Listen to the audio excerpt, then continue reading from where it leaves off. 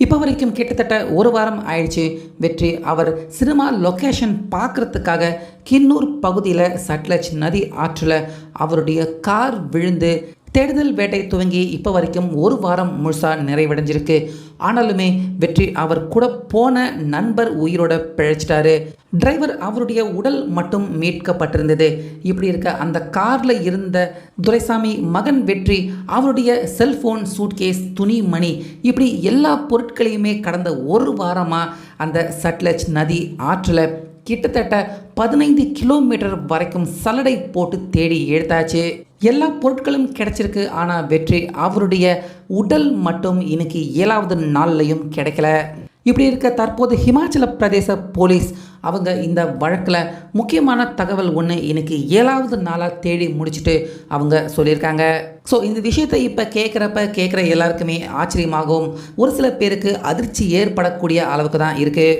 அதாவது ஹிமாச்சல பிரதேச போலீஸ் அவங்க சொல்லியிருக்க விஷயம் என்ன அப்படின்னா, இது வரைக்கும் இந்த சட்லஜ் நதி ஆற்றில் குறிப்பாக இந்த இடத்துலையே கூட இன்னும் சில பேர் விபத்தில் சிக்கி விழுந்திருக்காங்க. ஆனால் அவங்க எல்லாரையுமே அடுத்த ஓரிரு நாட்களில் நாங்கள் தேடி எடுத்திருக்கோம். ஆனால் இதுதான் வரலாற்றிலேயே முதல் முறையாக இப்படி நூற்றுக்கணக்கான பேர் தேடியும் கிட்டத்தட்ட 15 கிலோமீட்டர் சுற்று வட்டாரத்தில் தண்ணிக்கு உள்ள வெளியே எல்லா இடத்துலையுமே சல்லடை போட்டு தேடியாச்சு. ஆனால் வெற்றி அவருடைய உடல் கிடைக்கல.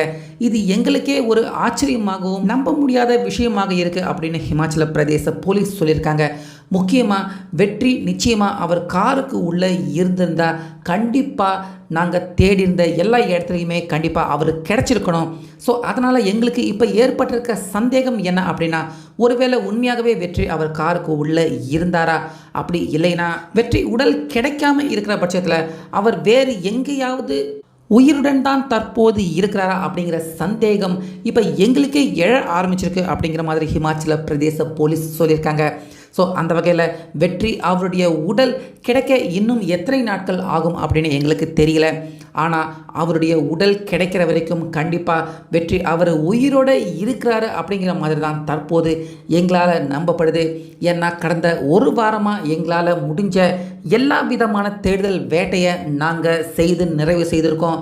இதில் கண்டிப்பாக ஒரு மனிதனுடைய உடல் இருந்தால் நிச்சயமாக கிடைச்சிருக்கணும். அப்படி கிடைக்கலனா ஒன்று அந்த நபர் அந்த வண்டியில் வந்திருக்கக்கூடாது, இல்லைன்னா அந்த நபர் வேறு எங்கேயாவது உயிரோடு இருக்கக்கூடிய இந்த 2 காரணங்கள் தான் இருக்க முடியும். ஸோ இதை வச்சு பார்க்குறப்ப எங்களுக்கு வெற்றி அவர்கள் உயிரோடு இருப்பாரோ அப்படிங்கிற சந்தேகம் இன்னையில இருந்து கொஞ்சம் எழ ஆரம்பிச்சிருக்கு அப்படிங்கிற மாதிரி ஹிமாச்சல பிரதேச போலீஸ் கடந்த ஒரு வாரமாக கிட்டத்தட்ட நூற்றுக்கணக்கான பேரோட சேர்ந்து எல்லா இடத்தையும் தேடி பார்த்து எல்லா பொருட்களுமே கிடைச்சிருக்கு. ஆனால் வெற்றி அவருடைய உடல் மட்டும் கிடைக்காததால் இந்த சந்தேகத்தை இன்னைக்கு அவங்க முன் வச்சிருக்காங்க. ஸோ அந்த வகையில் போலீஸ் அவங்க சொல்கிற மாதிரியே உண்மையாகவே வெற்றி வேற எங்கேயாவது இருந்து அவர் உயிரோட பிழைத்து வந்தார்னா அதோட மிகப்பெரிய சந்தோஷம் இருக்க முடியாது. ஸோ இது கண்டிப்பாக நடக்கணும் அப்படின்னு நம்ம எல்லாருமே மனசில் நினச்சிக்குவோம்.